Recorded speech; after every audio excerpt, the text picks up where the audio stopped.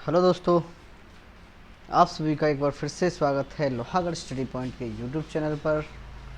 और आप सभी के सहयोग से हम अभी बात करने वाले हैं BSTC 2023 को लेके। हमारी अब ये कौन सी क्लास है दोस्तों? 15वीं क्लास है क्वेश्चंस के लिए। और स्पेशल क्लास है ये शिक्षक अभिरुचि के लिए। ठीक है, आप सभी प्रीवियस वीडियो आपने देखी होंगी, क्वेश्चन बहुत शानदार हैं। ठीक है, और ये जो हमारी चल रही है आजकल वो चल रही है सुपर 10 सीरीज, यानी कि अपन पर डे 10 क्वेश्चन करते हैं। एक मॉडल पेपर 10 क्वेश्चन का लेते हैं, उनका डिस्क्रिप्शन करते हैं।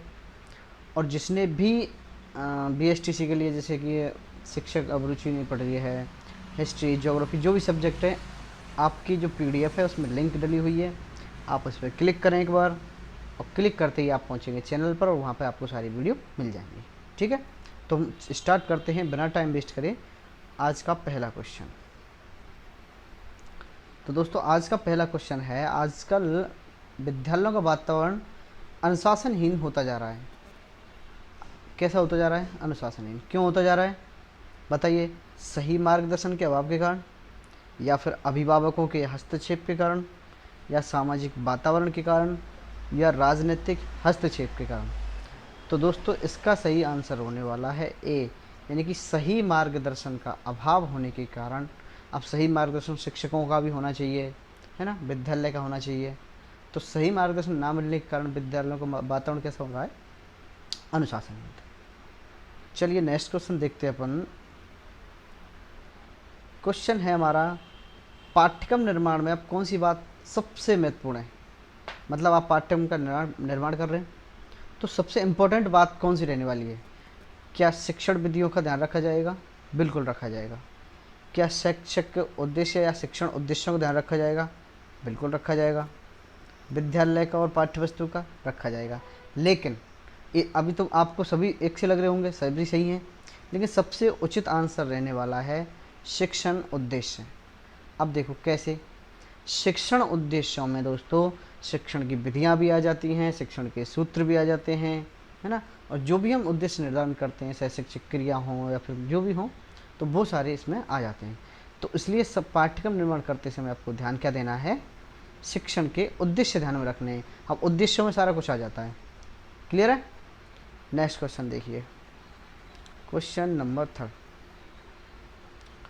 शिक्षक संगठनों का क्या कार्य होना चाहिए बताओ? भाई एक शिक्षकों का संगठन है, ग्रुप है, तो उसके क्या कार्य होने चाहिए? उसका एक काम ये होना चाहिए कि वो अन्य संगठनों के साथ तालमेल बना के रखे। देखिए हो भी सकता है, देखते हैं। शिक्षा की समस्याओं पर विचार करें, हो सकता है। शिक्षकों की समस्याओं का विचार करें, बिल्कुल हो सकता है। और शिक्षकों की बातों का ध्यान ना देना, तो ये तो बिल्कुल कट हो गया। अब देखो क्वेश्चन को ध्यान से समझें कि शिक्षक संगठनों का काम, किसका काम पूछ रहा है दोस्तों?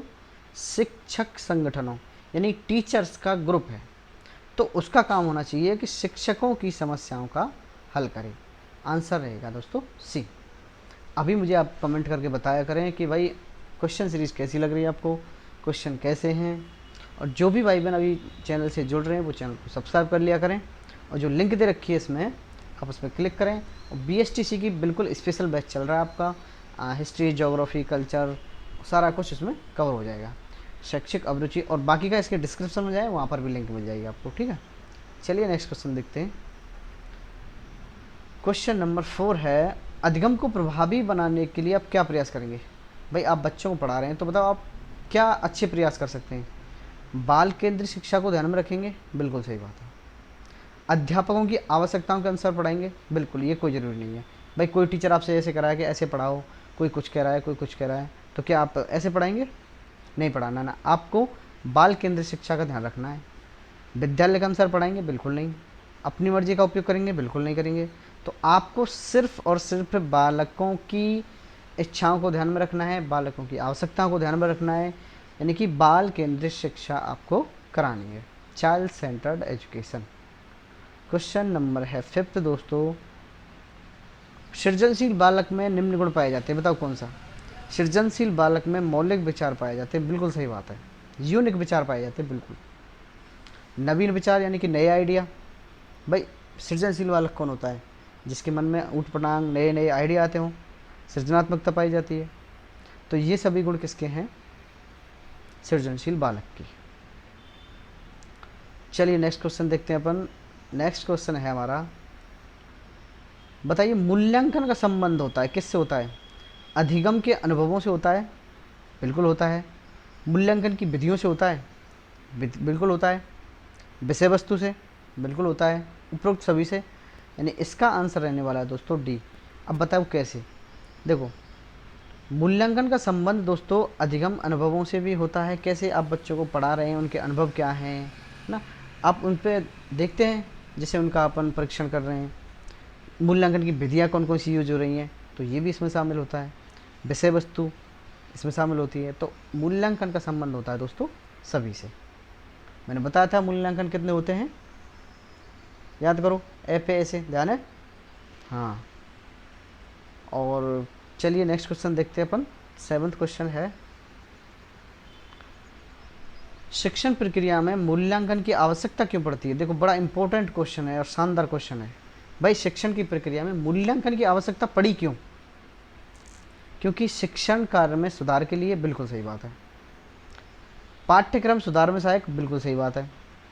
छात्रों की उपलब्धि स्तर को जानने में, उपलब्धि स्तर का मतलब होता है दोस्तों कि बच्चे ने कितना सीखा, उसने कितना उपलब्ध किया, एक तरह से ये कह सकते हैं, है ना।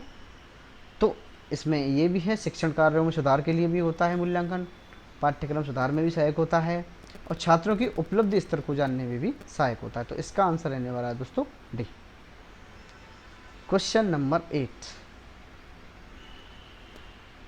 शिक्षण का अर्थ शिक्षक और छात्र के मध्य किस प्रक्रिया से है?